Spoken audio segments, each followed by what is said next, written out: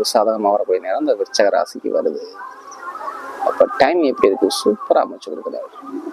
நீங்க போகக்கூடிய பாதை ஒரு வெற்றி பாதையாக வருது இந்த விருச்சக ராசிக்கு.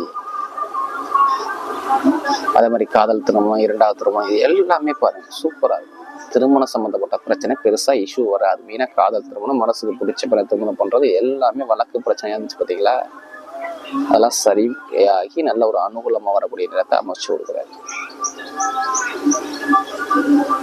குழந்தை பாக்கிய சார்ந்த விஷயம் எல்லாமே அனுகூலமா இருக்கும். நிறைய பேர் வேலை கிடைக்காம அலைகிறாங்க பாருங்க, வேலை உத்தியோகம் சரியா மேல ஒரு தடையா இருக்கு, தாமதமா இருக்கு சொல்றாங்க. எல்லாத்துக்குமே வேலை உத்தியோகம் இப்ப நிரந்தரமா வரக்கூடிய நேரத்தை அமைச்சு கொடுக்குறாரு.